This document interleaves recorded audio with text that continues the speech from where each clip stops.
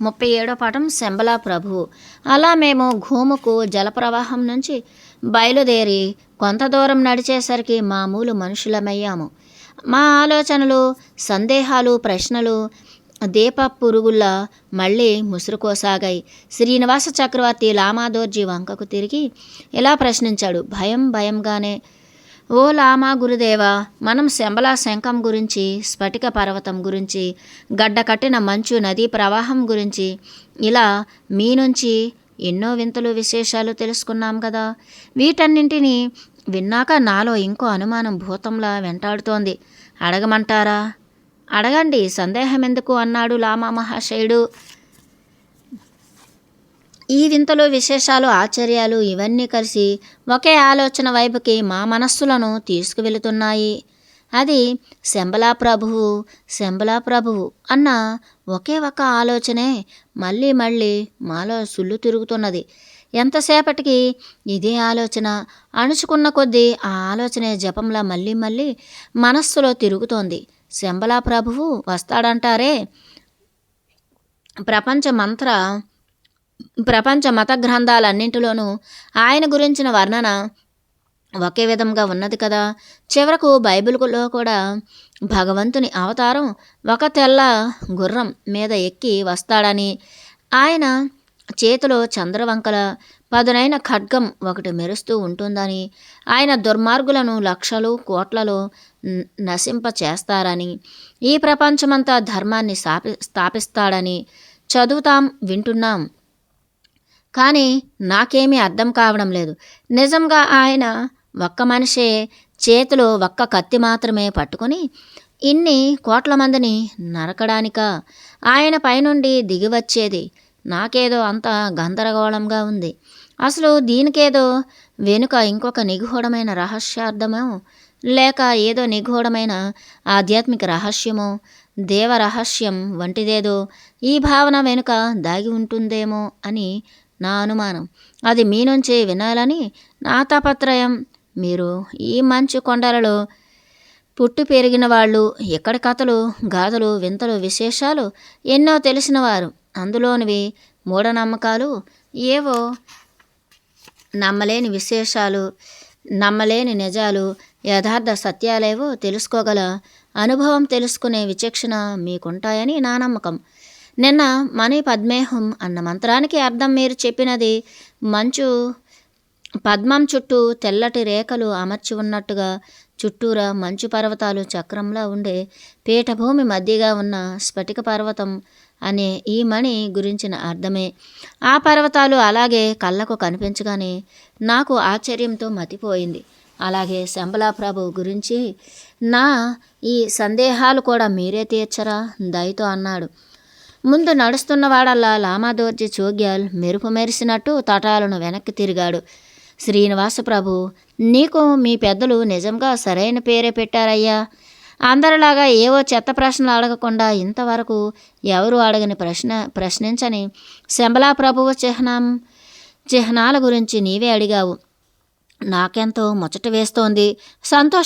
సంతోషంతో చెబుతాను విను అంటూ చక్రవర్తి పక్కకు చేరి అతని పక్కనే నడుస్తూ తన జపమాలను వేగంగా తిప్పుతూనే చెప్పుకుపోతున్నాడు. శంబలా ప్రభువు చేతిలో తలతలా మెరిసే చంద్రవంక వంటి పదునైన కత్తి, అంటే తెల్లని ఒక కత్తి ఉంటుందని కదా మీరు విన్నది. దానితో ఈ కలియుగంలోని పాపులను కోట్ల సంఖ్యలో నశింపచేస్తాడని కూడా విన్నారు. అవునా? పాపులను నశింపచేయడం అంటే ఏమిటి?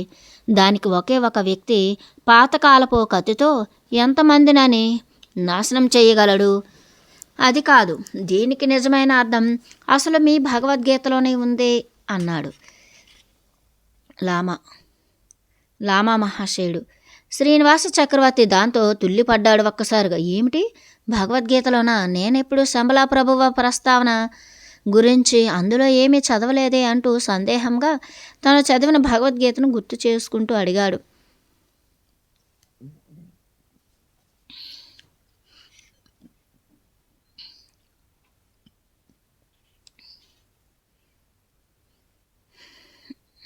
లామా నిశ్చలంగా చూస్తూ, భగవద్గీతలోని 15వ అధ్యాయంలో పురుషోత్తమ ప్రాప్తి అనగా పరమపురుషుడు లభించే విధానం గురించి అప్పటి అవతారమూర్తి అయిన శ్రీకృష్ణ ప్రభువు నీలోని పదునైన వివేకం, వైరాగ్యం అనే ఖడ్గం అంటే కత్తితో నీ చుట్టూ పెనవేసుకున్న అశ్వత్థం కొమ్మల వంటి సంసార బంధనాలను ఖండించు అన్నాడు గదా. గుర్తుకు వచ్చిందా? అక్కడ చెప్పిన పదునైన ఖడ్గమే ఈ శంబలా ప్రభువు చేతిలో ఉండే ఖడ్గం అంటే కత్తి. అంటే ఆధ్యాత్మిక పరిభాషలో పదునైన ఖడ్గం ఏమిటి? చురుకైన బుద్ధితో నిజమేదో అసత్యమేదో కత్తితో నరికినట్టుగా విడదీసి తెలుసుకోగల జ్ఞానమే ఖడ్గం. ఇదే శంబలా ప్రభువు చేతిలోని ఖడ్గం, పదునైన కత్తి. దీంతో సత్యయుగం స్థాపిస్తాడట. అంటే ఏమిటి? ఇది సత్యయుగంకి సరైన కాలం రాగానే తటాలున మానవుల తలలోని సత్యపురుషుని స్థానమైన సహస్రార దళ పద్మం నుంచి తళుక్కున మెరుపుల మెరిసి తెల్లని ఖడ్గంలా జ్ఞానం ప్రకాశిస్తుంది మెదడులో. ఇది ఒక యోగ ప్రక్రియ. దీనితో మనిషికి ఉండే భ్రాంతి, లాభాలు, పిచ్చి పిచ్చి ఆశలు, కామం, క్రోధం వంటి బలహీనతల మీద ఉండే మమకారం అన్నీ పోతాయి. దాంతో ప్రతి మనిషిలోని దుర్మార్గుడు నశిస్తాడు. అంటే ఏమిటి? భగవంతుడు ఈ విధంగా అవతారంగా దిగి శంబలా ప్రభువు రూపంలో వచ్చినప్పుడు అందరి మనస్సులలోకి తన ఖడ్గం వంటి వివేకంతో జీవుడి లోపల ఉండే పాపపురుషుడిని సంహరిస్తాడు. ప్రతి మనిషిలోనూ ఉన్న దుర్మార్గతను చంపివేస్తే దుర్మార్గులందరినీ చంపేసినట్టే కదా. అలా కాక ఊరికే యుద్ధంలో సైనికుడిలా ఎదుటివాడి శరీరాన్ని మాత్రమే చంపి ప్రాణాలు మాత్రమే తీసేస్తే వాడు మరణిస్తూ పట్టరని క్రోధంతో, ద్వేషంతోనూ వాడిలోని జీవాత్మ బయటికి వస్తుంది. కనుక మళ్ళీ అలాగే పుడతాడు. అలా దుర్మార్గులు పెరిగిపోతారు హింస ద్వారా. కానీ శంబలా ప్రభువు తన ఆత్మలోని భగవత్ శక్తి వల్ల మానవుడిలోని దుర్మార్గుడు అంటే పాప పురుషుడిని సంహరిస్తాడు. అంటే లోపల నుంచే నశింపచేస్తాడు. అప్పుడు మానవజాతి నిర్మలమవుతుంది అని భాగవతంలో సుఖయోగీంద్రుడు చెప్పినది కూడా ఇదే కదా. ప్రపంచం మొత్తం సమాజం దుర్మార్గత లేని వ్యక్తులతో నిండిపోయి నిర్మలంగా వెలుగుతుందని అర్థం. అప్పుడు మానవజాతి అంతరాత్మ స్ఫటికంలా నిర్మలమవుతుంది కదా. అదే మనలో ఉన్న స్ఫటిక పర్వతం అంటే పద్మంలో మణి. అలాంటి నిర్మల స్ఫటికం లాంటి ఆత్మస్థితికి అద్దం పట్టే శ్రీయంత్రమే అనగా మంత్రశాస్త్రంలోని శ్రీచక్రమే మేరు ప్రస్తార యంత్రం వంటిదైన ఈ స్ఫటిక పర్వతం అంటూ లామాదోర్జీ తన ప్రసంగాన్ని ముగించాడు. శ్రీనివాస చక్రవర్తితో పాటు వింటున్న అందరి మనస్సులు ఒక్కసారిగా తెరుచుకున్నాయి. అలానే ఆశ్చర్యంతో అందరి నోళ్ళు తెరుచుకున్నాయి. లామా యొక్క ఈ అద్భుత విశేషణ శక్తికి ఆధ్యాత్మిక సూక్ష్మ దృష్టికి శ్రీనివాస చక్రవర్తి సంతోషంతో పొంగిపోతూ మళ్ళీ ఇలా అడిగాడు. లామా గురుదేవ, శంబలా ప్రభువు భూమి మీదకి ఎప్పుడు అవతరిస్తాడు? ఆయన నిజంగా ఒక మనిషి రూపంలో శరీరం ధరించి ప్రపంచానికి కనిపిస్తాడా? అంటే ఆ ప్రశ్న విని ఆశ్చర్యపోయినట్టు అతని వంక చూశాడు లామాదోర్జీ చోగ్యాల్. అసలు నీకా సందేహం ఎందుకు వచ్చింది? పూర్వం భగవంతుడి అవతారాలు ఒక రూపం ధరించి రాలేదా? బుద్ధ భగవానుడి రూపంలోనూ, ధర్మావతారుడైన రామచంద్ర ప్రభువు రూపంలోనూ, అలాగే భగవంతునికి శంబలా ప్రభువు రూపంలోనూ అవతరించడానికి వచ్చే ఇబ్బంది ఏముంటుంది? ఇహపోతే ఆయన ఎప్పుడు అవతరిస్తాడో అన్నది ఇక్కడి లామాలకు, పరమ గురువులైన తాషీ లామాల వంటి వారికి, దలై లామాలకి అందరికీ తెలుసు. కానీ ఎవరూ నోరు వెప్పరు. పైగా ఏమీ తెలియనట్టు మనల్ని అడుగుతారు, ఏమిటి భగవంతుని అవతారమా ఎప్పుడు వస్తుంది అని. ఎందుకంటే అది ఒక దేవరహస్యం, అతి జాగ్రత్తగా గుప్తంగా ఉంచబడిన పరమరహస్యం. అలా రహస్యంగా ఉంచాల్సిన అవసరం ఏమిటని మీలాంటి వారికి సందేహం కూడా కలగవచ్చు. ఎప్పుడెప్పుడైతే ఈ భూమి మీదకి భగవంతుని అవతారాలు దిగివస్తాయో అప్పుడల్లా భగవంతుని శక్తిని వ్యతిరేకించే అసురీ శక్తులు కూడా పుట్టుకొని వస్తాయి. సూర్యుడు ఉదయించే ముందు చీకటి పేరుకుని ఉన్నట్టే. అంతేగాక భూమి యొక్క ఆకర్షణ శక్తి పదార్థం యొక్క తమోగుణం అంటే నిద్రావస్థ లాంటి చీకటి గుణం కలిగిన సోమరితనం, స్వార్థం కలిసిన ఒకానొక దైవతత్వాన్ని వ్యతిరేకించే పొగరబోతు లక్షణం. దీనికి ప్రతిరూపాలే భగవంతుని అవతారం వచ్చినప్పుడల్లా వెలుతురు దీపం క్రింద వెనకాలే చీకటి ఉన్నట్టుగా దీనికి ప్రతిరూపాలే భగవంతుని అవతారం వచ్చినప్పుడల్లా వెలుతురు దీపం క్రింద వెనకా దీపం క్రింద వెనకాలే చీకటి ఉన్నట్టుగానే పుట్టుకొస్తారు. అలాంటివే శ్రీకృష్ణ ప్రభువు అవతారం వచ్చినప్పుడు కూడా కంసుడు, నరకాసురుడు, దుర్యోధనుడు, కీచకుడు అంటే అసురీ శక్తులు ఆయనని వీలైతే నాశనం చేయాలని అవకాశం కోసం కాచు కూర్చునేవారు కదూ.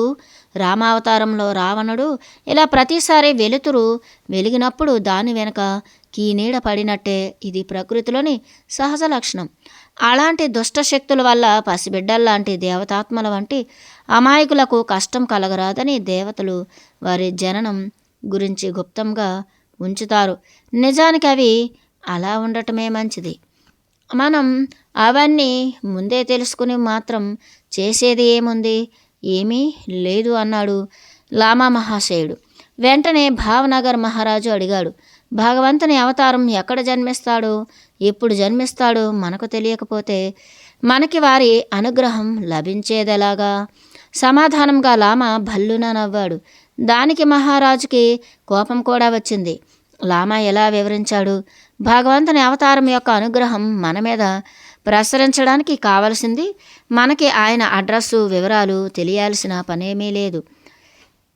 ఎందుకంటే దైవానుగ్రహం మన నుంచి కాదు ప్రసరించేది, ఆయన నుంచి. వారి దృష్టి మన మీద పడ్డప్పుడే కానీ అవతారమూర్తి ఎక్కడ పుట్టాడో తెలుసుకుని మనం వెళ్ళి తలుపు తట్టి తెలుసుకునేది తెచ్చుకునేది కాదు అనుగ్రహం.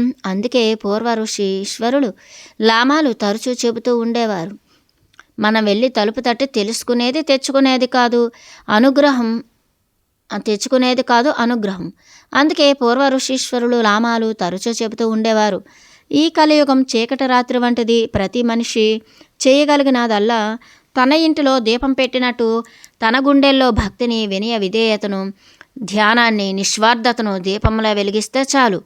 ఒక చీకటి రాత్రిలో పర్వతం మీద అంతా చీకటి మయంగా ఉన్నప్పుడు ఎక్కడో ఒక గుడిసెలో పెట్టిన దీపం వల్ల ఆ గుడిసె ఎక్కడ ఉన్నదో దూరాన వాళ్ళకి కూడా తెలుస్తుంది. అలాంటిదే ప్రతి ఒక్కళ్ళు గుండెల్లోనూ వెలిగించుకునే ఆ ఆత్మజ్యోతి, ఆ దీపం యొక్క వెలుగే అవతారమూర్తి దృష్టిని మన లోపలికి దీపారాధన వైపు ఆకర్షిస్తుంది. మన లోపలి దీపారాధన వైపు ఆకర్షిస్తుంది అనగా తాత్పర్యం ఏమిటంటే, మనం చేయవలసిందేమిటో మనం ఆలోచించుకుంటే చాలు. అవతారమూర్తికి మనమేమీ సాయం చేయని అవసరం పని లేదు, మనమేమీ సాయం చేయవలసిన పని లేదు. మనకి మనం సాయం చేసుకోవాలి అంటే భగవంతునికి మనకి ఉన్న అడ్డుగోడ తొలగించడమే అంటూ లామా తన జపమాలను వేగంగా తిప్పుతూ నడవసాగాడు. ఈరోజు మా సాహసయాత్రలో అట్టే కష్టమైన పర్వత శిఖరాలు ఎక్కాల్సిన శ్రమ లేనట్టే, పవిత్ర గంగానది పుట్టుకస్థానం లభించినట్టే ఎన్నో ఆధ్యాత్మిక సందేహాలు ఇట్టే చీకటి విడిపోయినట్టు తొలగిపోయాయి మా ఈ అతి ముఖ్యమైన ప్రయాణం మజిలీలో.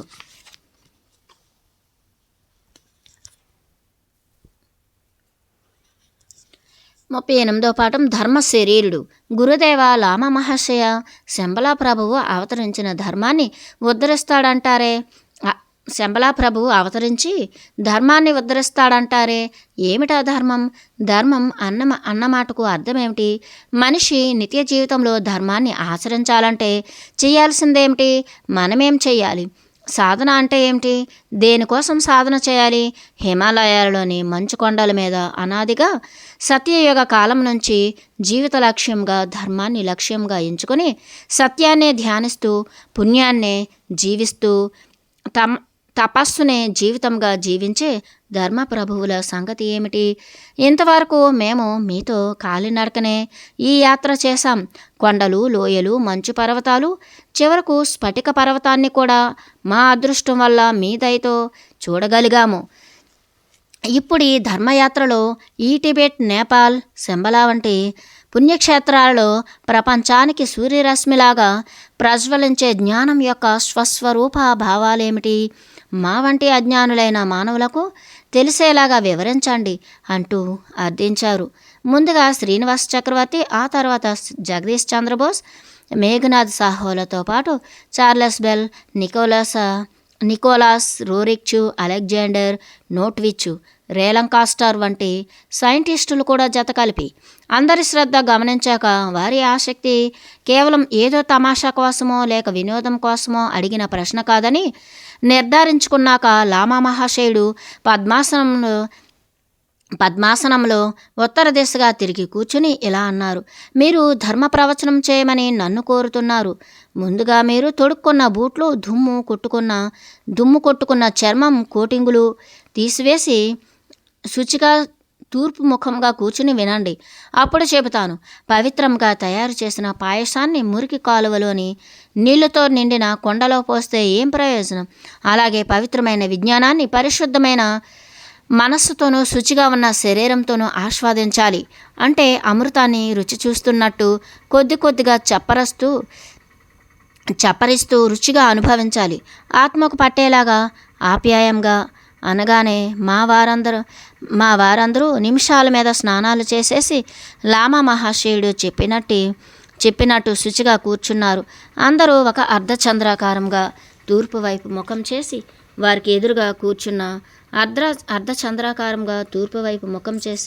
వారికి ఎదురుగా కూర్చున్న లామాదోర్జీ చోగ్యాల్ మహాశయుడు కళ్ళు మూసుకుని తన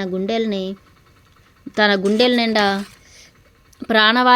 ప్రాణాయామంతో శ్వాస పీల్చి శంఖం వంటి తన కంఠస్వరంతో ఓం అనే శబ్దాన్ని తన శ్వాస పూర్తయ్యేదాకా ఉచ్చరించాడు. ఆ పైన కొన్ని నిమిషాలు నిశ్చలంగా ఏదో ధ్యానించి తన జపమాలను మధ్య వేలుతోనూ ఉంగరం వేలుతోనూ తిప్పుతూ చూపుడు వేలును ఉపదేశ ముద్రలో పట్టి ఇలా ప్రారంభించాడు. ధర్మం అంటే ఏమిటని కదూ మీరు ప్రశ్నిస్తున్నది? వినండి. ధర్మం అనే మాట ఎంతో పురాతనమైనది. వేదాల కంటే కూడా అతి ప్రాచీనమైంది. ఈ కలియుగం ప్రారంభించకముందు సుమారు 100 ఏళ్ల పూర్వమే ఈ మంచు పర్వతాలలో గంగ పుట్టిన చోట గుహలో కూర్చుని మునులకు చక్రవర్తి వంటి వాడైన వేదవ్యాస ఋషి ధ్యానించాడు. ఆయన తపస్సులో గోచరించినదే ధర్మం అనే జ్ఞానజ్యోతి. సంస్కృతంలో ధర్మం అనే మాటకు అర్థం ఈ ప్రపంచాన్ని ధరించి ఉండేది అని. అంటే మనలో ఉన్న ప్రాణం, మనలోని ఆత్మ, మనసు ఈ 4 కలిసి శరీరాన్ని ఎలా ధరించి ఉన్నాయో సరిగ్గా అదేవిధంగా ఈ సమస్త విశ్వాన్ని ప్రాణంలాగా సజీవంగా జీవించి ఉండేలాగా ధరించి ఉండేదే ధర్మం. ఇకపోతే రెండవ అర్థం ధరితీతి ధర్మః అంటే ఈ భూమి మనందరికీ ఆధారభూతమైనది కనుక ధరణి, అలాగే సమస్త ప్రాణికోటిని మనుష్యుడి నుంచి చీమ దాకా అందరినీ ధరించిన ధరిత్రిలా ధరించి ఉండేదే ధర్మం. ఈ ధర్మానికి సత్యము, శౌచము, దయ, త్యాగము, శాంతి అన్న 5 మూలస్తంభాలు మన శరీరాన్ని మనస్సు, ప్రాణము, ఆత్మ, బుద్ధి ఎలా ధరించి ఉన్నాయో అలాగా నిలబెట్టి పోషించి జీవించేలాగా సజీవంగా నిలిపి ఉంచేది. ఎవరైతే తమ జీవితాన్ని ఈ 4 సత్యాలని ఆచరణలో ఆచరిస్తూ జీవిస్తూ ఉంటారో అలాంటి మహాపురుషులను ధర్మాత్ములని అంటారు. అంటే వాళ్ళ ఆత్మయే ధర్మస్వరూపమని వాళ్లకు సహజంగానే కావలసిన జ్ఞానాన్ని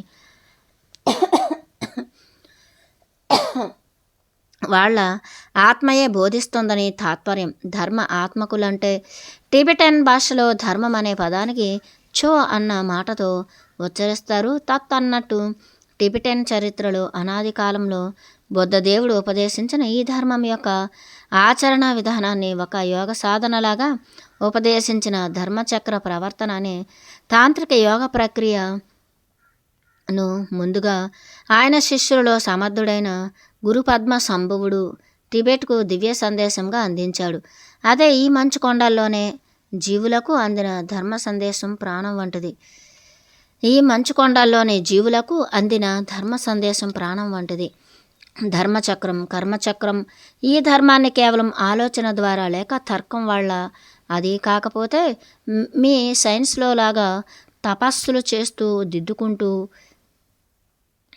అన్న పద్ధతిలో గ్రహించడానికి వీలు కాదు. దీనిని ఆత్మలోనే గ్రహించాలి. ఎందుకంటే ఆత్మ యొక్క స్వరూపం ఆకాశంలాగా అతి నిర్మలంగా, అతి సున్నితంగా, మిక్కిలి కోమలంగా ఉంటుంది.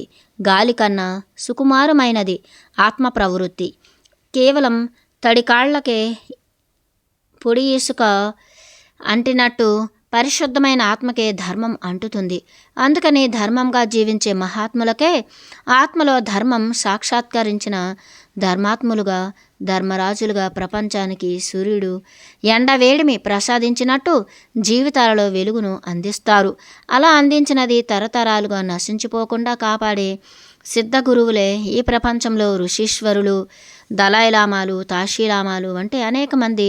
వారందరికీ రహస్యంగా మంచు కొండల మధ్య దాగి ఉన్న స్ఫటిక పర్వతంలోని శంబలా ప్రభువు తపస్సు, శక్తి, జ్ఞానము, బలము రైలు నడవడానికి విద్యుత్తు కరెంటులాగా నడిపిస్తాయి.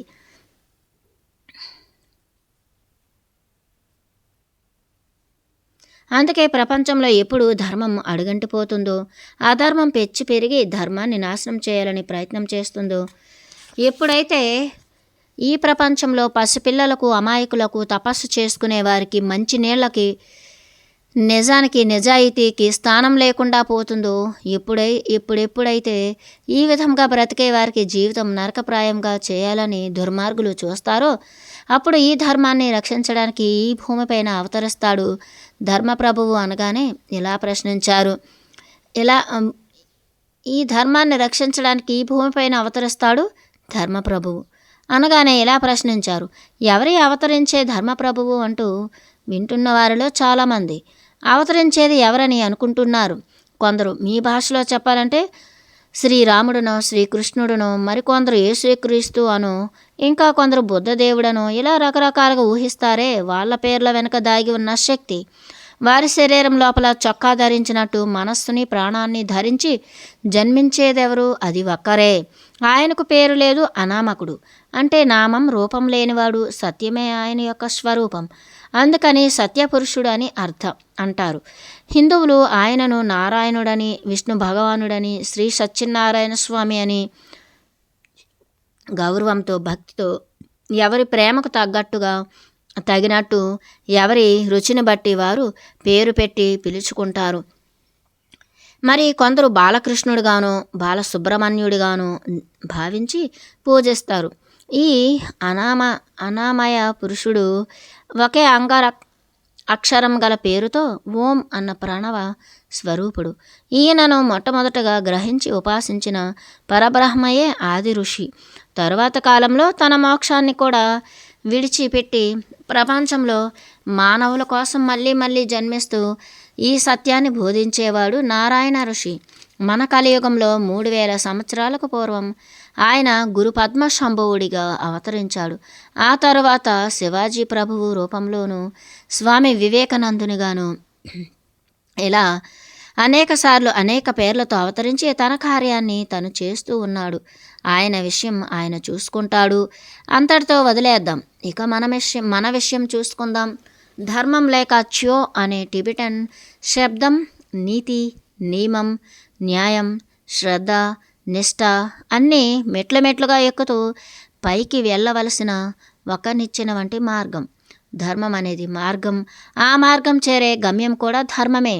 ఈ ధర్మాన్ని ఆచరించేవాడికి లాభం ఏమిటి అంటే వారి అంతరాత్మే లాభం. అంటే మనిషి చేసిన అనేక చెడు కర్మల ఫలితంగా, పాపాల వల్ల, చెడు ఆలోచించడం వల్ల, చెడ్డ అలవాట్ల వల్ల మనలోని జీవుడు మసిపూసిన వెండి పాత్రలాగా ఉంటాడు. దానిని తపస్సుతోనూ, కఠిన సాధన నిష్టలతోనూ తోమి తళతళ మెరిసేలాగా చేసి నిర్మలమైన మనస్సుతో ప్రాణాయామం, ధ్యానం, యోగం వంటి 8 మెట్లనిచ్చిన ఎక్కుతూ పోతే మన గుండెలోనే ఒక పెద్ద అఖండ జ్యోతి వెలిగిన ధర్మం కలుగుతుంది. ఆ జ్యోతి, ఆ వెలుగు ఎక్కడిదో కాదు, మన ఆత్మయే. మనమే ఆ జ్యోతి. మన స్వరూపమే జ్ఞానం. మనలోని బలమే ధర్మం. నిత్య జీవితంలో నిజాయితీగా జీవించే పట్టుదలే నిష్ఠ. ఇటువంటి మార్గాన్ని చ్యో అంటారు. దీనిని సంగ్రహంగా చెప్పాలంటే ప్రతివారు ఆచరించవలసిన నియమాలు ఎలా ఉంటాయి? ఇతరులకు అపకారం, హాని ఏమరపాటున కూడా కలగకుండా జీవించగలగడం. ఇది మొదట్లో సాధ్యపడదు. అడుగడుగున మనస్వార్థం అడ్డం వస్తుంది. ఎదుటివాడికి హాని కలిగితే మంచిదా, నాకే అపకారం జరిగితే మంచిదో అన్న ధర్మాధర్మ సంఘర్షణ కలుగుతూ ఉంటుంది. ఇదే గురుపాండవ యుద్ధం అంటారు.